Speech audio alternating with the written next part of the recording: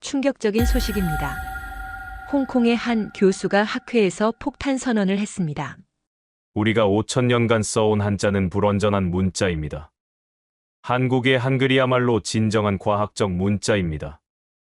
홍콩대학교 중문학과 진회이민 교수의 이 발언에 중국 전체가 발칵 뒤집혔습니다. 한자 연구 권위자가 한자를 부정하고 한글을 찬양한 것입니다. 글을 이렇게 변하게 만든 한글의 비밀은 과연 무엇일까요? 사연 바로 들어보겠습니다. 시작에 앞서 좋아요와 구독 감사합니다. 안녕하십니까? 저는 홍콩대학교 중문학과 교수 진회이밍입니다. 올해로 58세가 되었고 35년간 한자 연구에 평생을 바쳐온 학자입니다. 저는 어릴 때부터 한자의 아름다움에 매료되어 있었습니다. 할아버지께서 붓으로 한자를 쓰시며 하나하나 뜻을 설명해 주시던 모습이 지금도 생생합니다. 그때부터 저는 한자야말로 세상에서 가장 완벽한 문자라고 믿어왔습니다.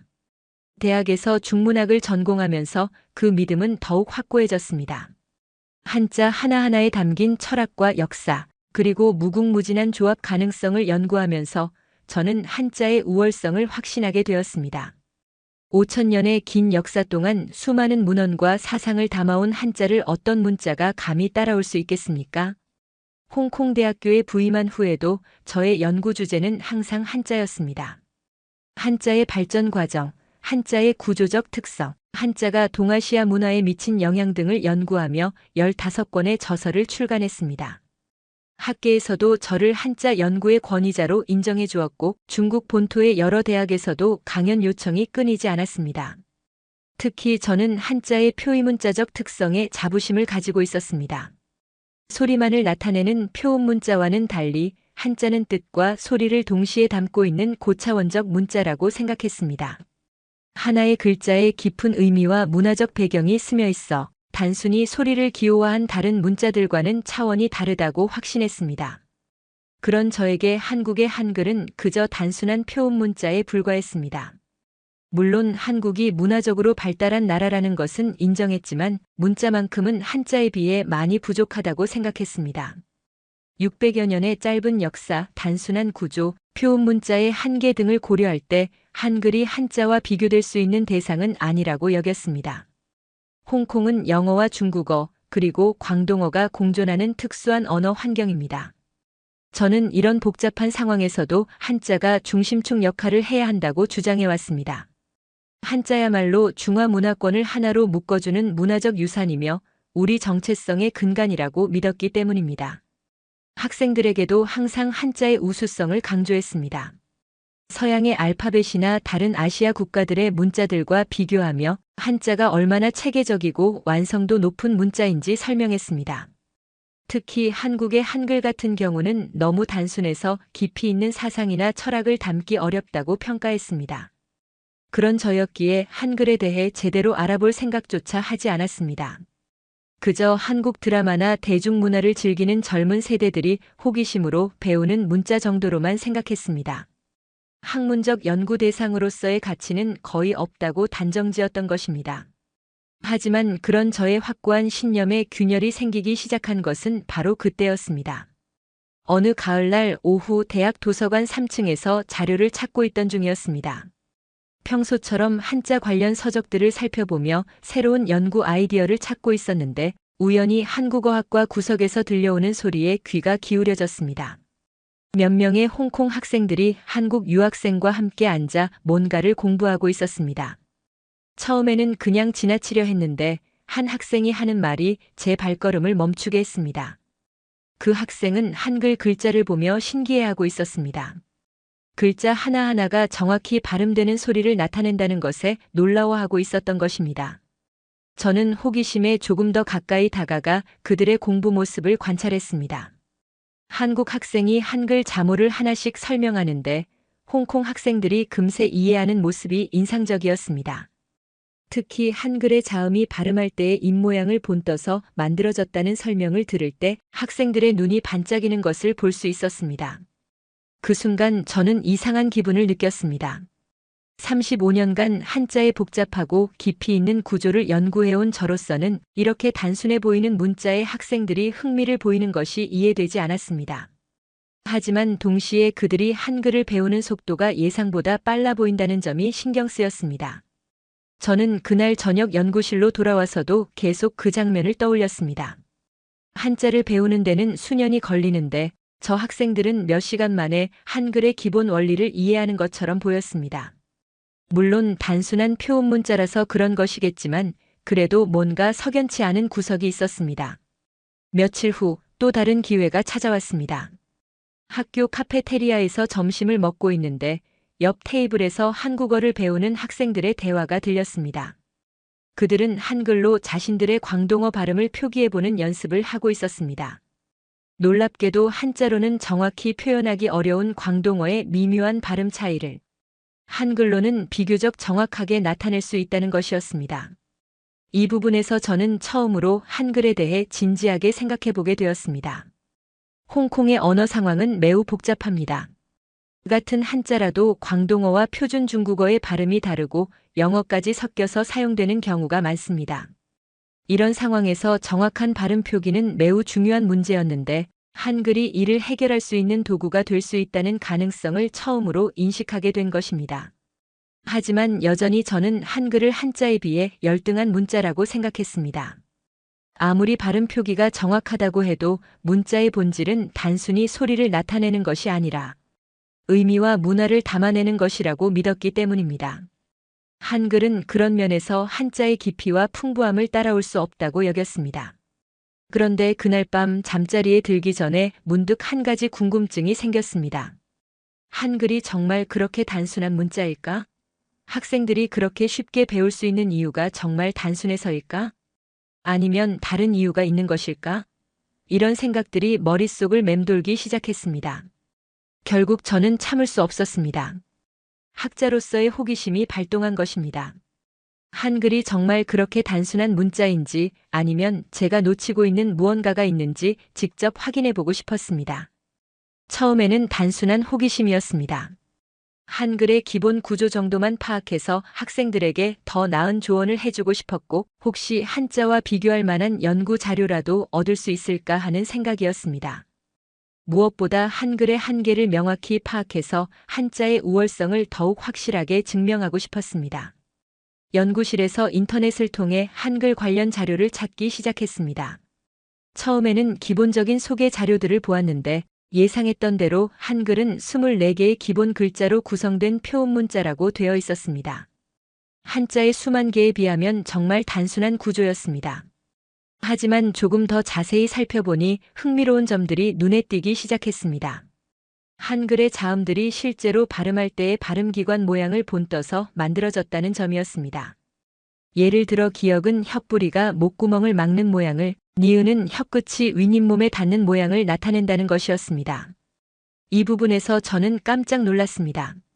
문자가 발음기관의 모양을 직접적으로 반영한다는 발상 자체가 매우 과학적이고 체계적으로 느껴졌기 때문입니다. 한자도 물론 상형문자에서 출발했지만 그것은 사물의 모양을 본뜬 것이었지 발음과 직접적인 관련은 없었습니다. 더욱 놀라운 것은 한글의 모음 체계였습니다. 천지인 사상을 바탕으로 점, 가로선, 세로선을 조합해서 모든 모음을 만들어낸다는 것이었습니다. 이것은 단순한 기호의 조합이 아니라 철학적 사상을 바탕으로 한 체계적인 설계였습니다. 저는 점점 더 깊이 파고들기 시작했습니다. 한글 창제에 대한 역사적 배경을 찾아보니 15세기의 세종대왕이라는 인물이 직접 만들었다는 사실을 알게 되었습니다. 왕이 직접 문자를 창제했다는 것도 놀라웠지만 그 창제 목적이 더욱 인상적이었습니다. 훈민정음 서문을 읽어보니 백성들이 자신의 뜻을 제대로 표현하지 못하는 것을 안타까워하여 쉽게 배울 수 있는 문자를 만들었다고 되어 있었습니다. 이것은 문자를 지배층의 전유물로 여겼던 당시 상황을 고려할 때 매우 혁신적인 발상이었습니다. 한자의 경우 수천 년에 걸쳐 자연스럽게 발전해온 문자인 반면 한글은 한 명의 천재적인 왕이 과학적 원리와 철학적 사상을 바탕으로 체계적으로 설계한 문자였던 것입니다. 이런 차이점이 저에게는 매우 흥미롭게 다가왔습니다. 며칠간 한글 자료를 살펴보면서 저는 자꾸만 한자와 비교하게 되었습니다. 한자의 경우 하나하나 외워야 하는 글자들이지만 한글은 기본 원리만 이해하면 모든 글자를 읽고 쓸 수 있다는 점이 특히 인상적이었습니다. 물론 여전히 한자가 더 우수한 문자라고 생각했습니다. 한글이 아무리 과학적이고 체계적이라고 해도 한자가 가진 의미의 깊이와 문화적 가치를 따라올 수는 없다고 여겼습니다.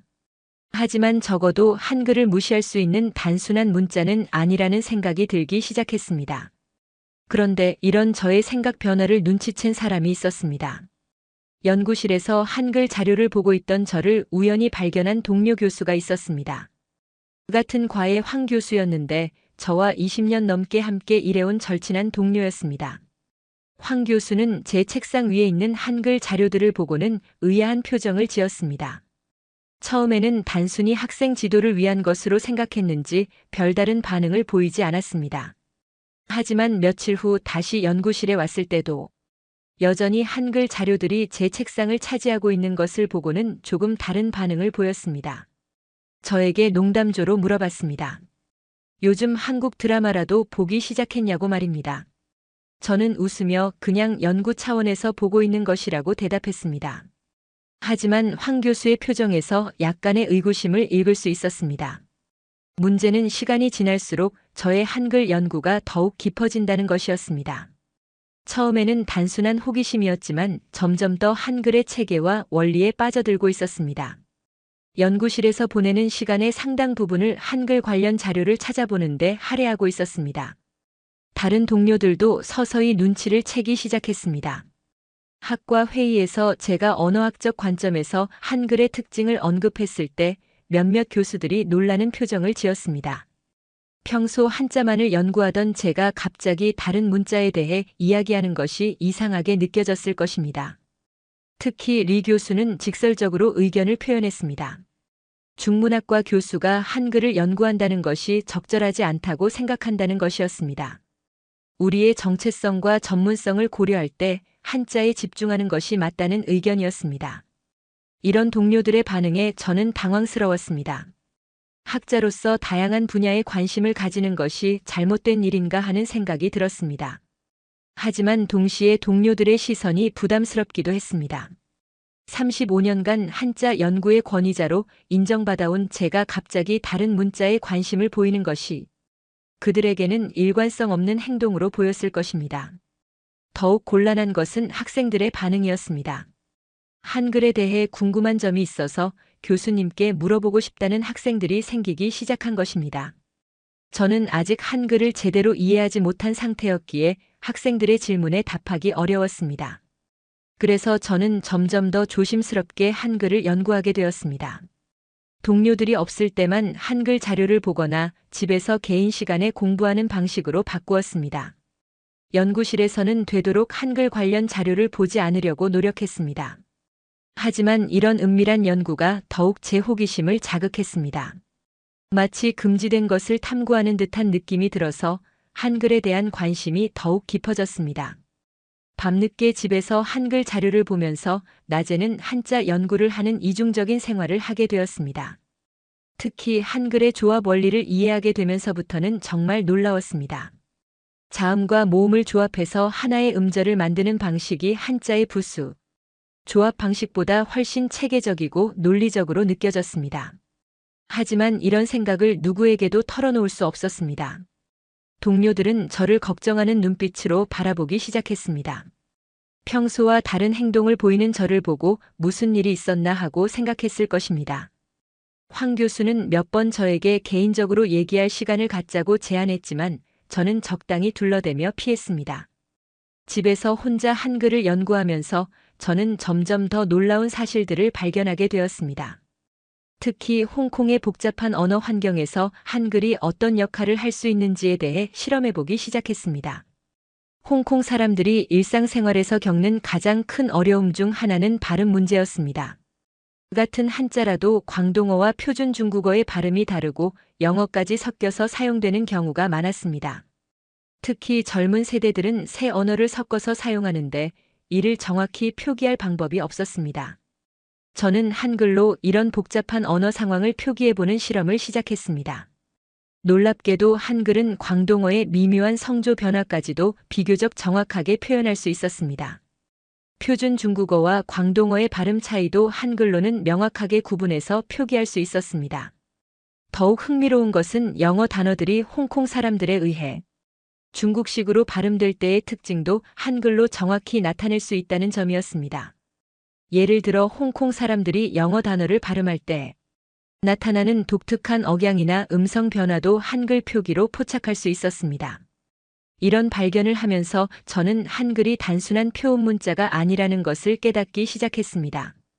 한글은 소리의 미묘한 차이까지도 정밀하게 표현할 수 있는 매우 정교한 문자 체계였습니다.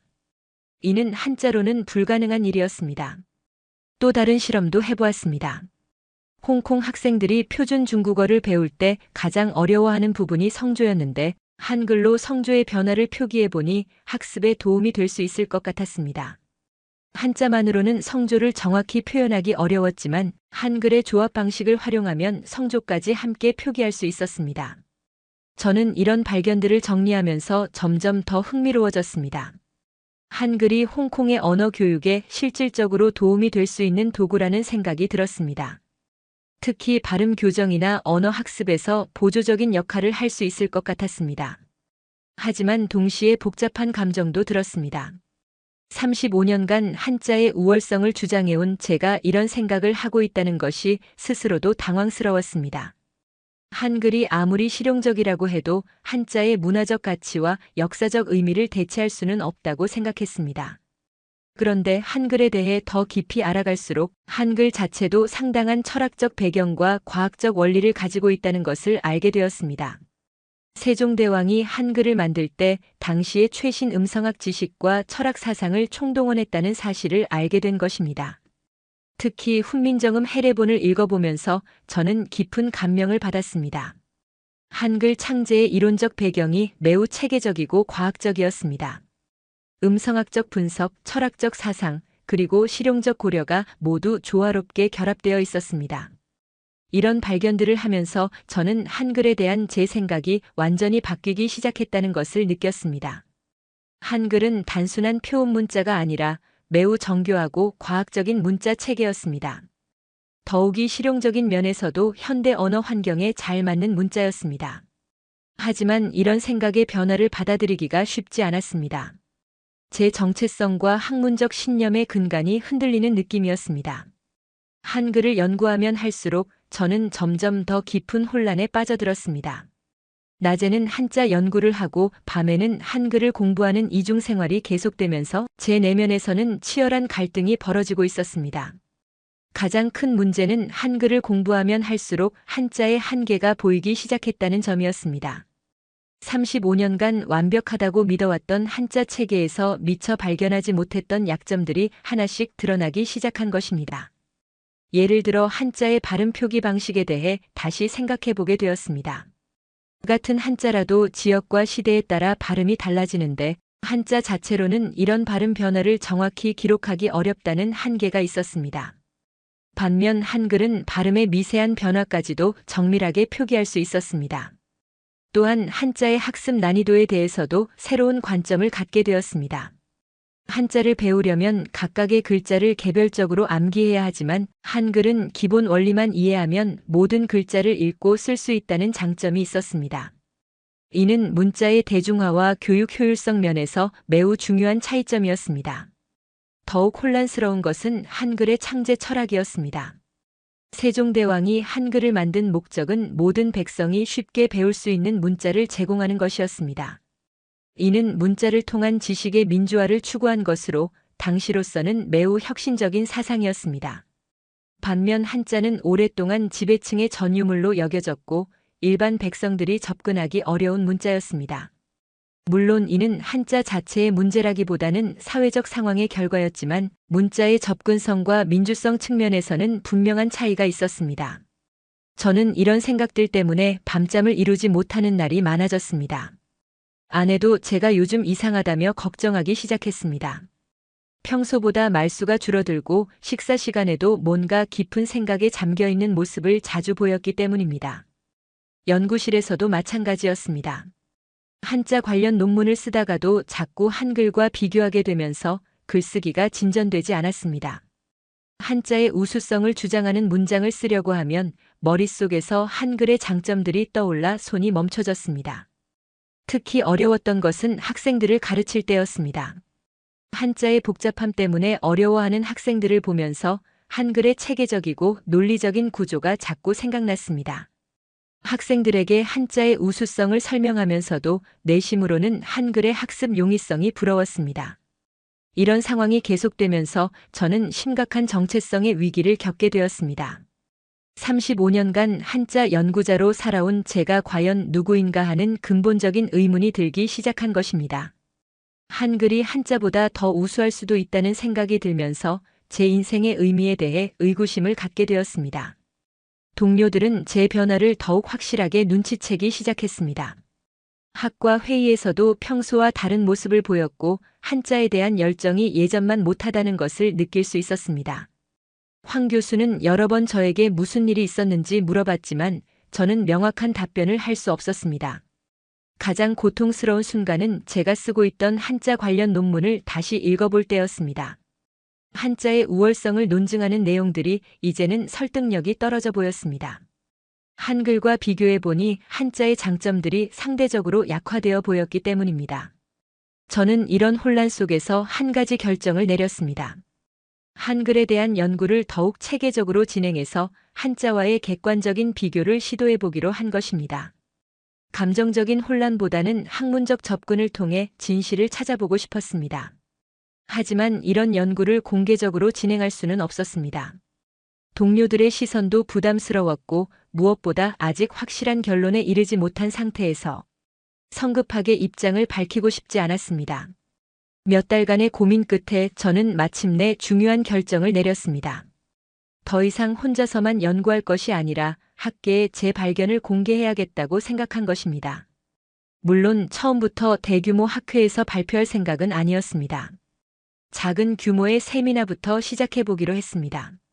마침 홍콩 언어교육학회에서 소규모 연구 발표회를 개최한다는 소식을 들었습니다. 참석자는 20명 내외의 교육 관계자들이었고 비교적 자유로운 분위기에서 다양한 주제를 다룰 수 있는 자리였습니다. 저는 이 기회에 제 연구 결과를 조심스럽게 공개해보기로 결심했습니다. 발표 제목을 정하는 것부터가 고민이었습니다. 너무 직접적으로 한글의 우수성을 주장하면 반발을 살 수 있고 너무 모호하게 표현하면 제 의도가 전달되지 않을 수 있었습니다. 결국 홍콩 다언어 환경에서의 표온 문자 활용 방안이라는 제목으로 정했습니다. 발표 준비를 하면서 저는 지난 몇 달간의 연구 내용을 체계적으로 정리했습니다. 한글의 과학적 구조, 홍콩 언어 환경에서의 실용성, 언어 교육에서의 활용 가능성 등을 객관적인 데이터와 함께 제시하려고 노력했습니다. 가장 중요하게 생각한 것은 한자를 비하하지 않으면서도 한글의 장점을 부각시키는 것이었습니다. 두 문자 체계의 대립이 아니라 상호 보완의 관점에서 접근하려고 했습니다. 한글을 홍콩 언어 교육의 보조도구로 활용할 수 있다는 실용적 관점을 강조했습니다. 발표 당일 저는 긴장하지 않을 수 없었습니다. 35년간 한자만을 연구해온 교수가 갑자기 한글에 대해 이야기한다는 것 자체가 이상하게 느껴질 수 있었기 때문입니다. 특히 참석자 중에는 평소 알고 지내던 동료들도 있어서 더욱 부담스러웠습니다. 발표를 시작하면서 저는 솔직하게 제 연구 배경을 설명했습니다. 처음에는 단순한 호기심에서 시작했지만 연구를 진행하면서 예상치 못한 발견들을 하게 되었다고 말했습니다. 그리고 이런 발견들이 홍콩의 언어 교육에 도움이 될 수 있을 것 같아서 공유하고 싶다고 덧붙였습니다. 처음에는 청중들의 반응이 다소 냉담했습니다. 한글에 대한 발표라는 것을 알고 나서는 일부 참석자들이 의아한 표정을 지었습니다. 하지만 제가 구체적인 연구 결과들을 제시하기 시작하면서 분위기가 조금씩 바뀌었습니다. 특히 홍콩 학생들의 광동어와 표준 중국어 발음 구분 문제를 한글로 해결할 수 있다는 사례를 보여주었을 때 몇몇 교사들이 진지한 관심을 보였습니다. 실제 교육 현장에서 겪고 있는 문제였기 때문에 실용적인 해결책으로 받아들여진 것 같았습니다. 또한 한글의 체계적 구조가 언어 학습자들의 이해를 도울 수 있다는 점도 긍정적인 반응을 얻었습니다. 특히 발음 교정 분야에서 한글이 유용한 도구가 될 수 있다는 제안에 대해서는 여러 교사들이 구체적인 질문을 하기도 했습니다. 물론 모든 반응이 긍정적이지는 않았습니다. 일부 참석자들은 중문학과 교수가 한글을 연구하는 것에 대해 의문을 표했습니다. 또한 한글이 아무리 우수해도 홍콩에서 실제로 활용되기는 어려울 것이라는 회의적인 의견도 있었습니다.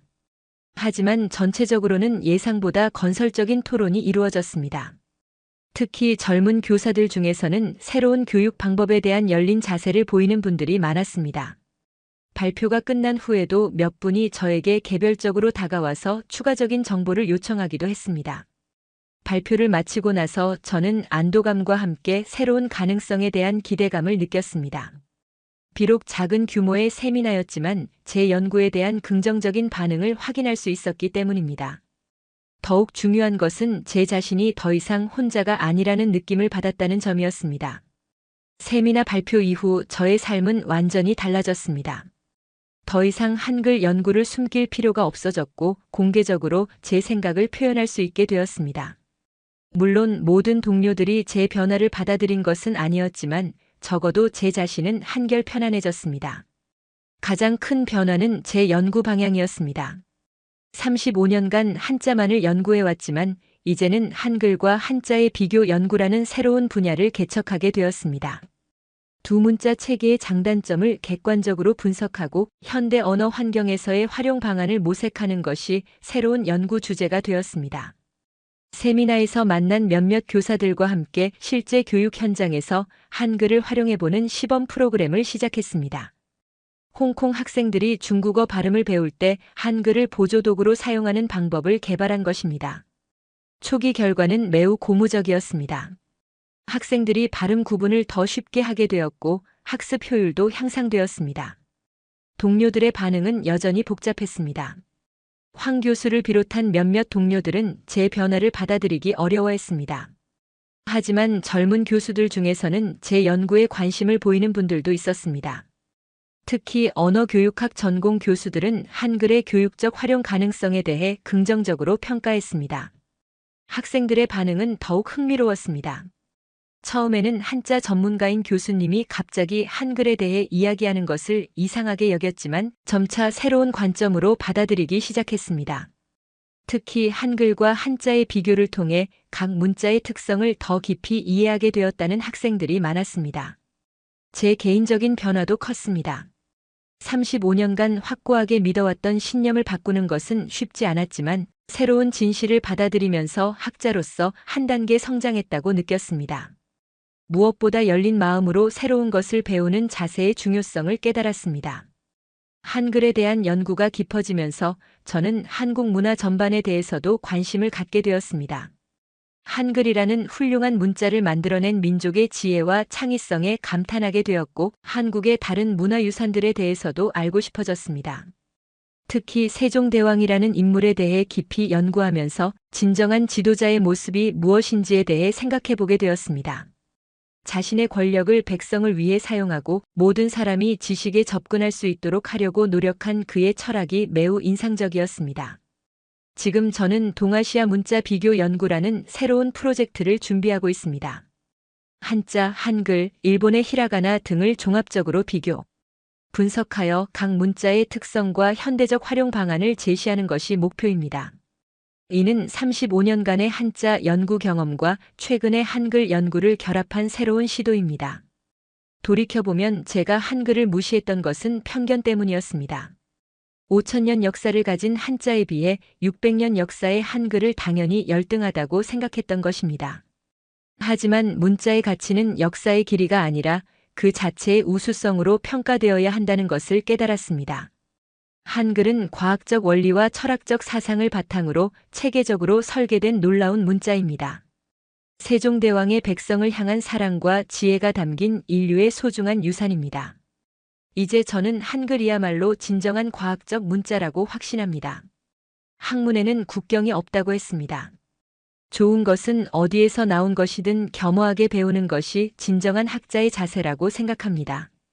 35년간의 한자 연구 경험과 한글에 대한 새로운 이해를 바탕으로 앞으로도 계속 연구에 매진할 것입니다. 오늘 사연은 여기까지입니다.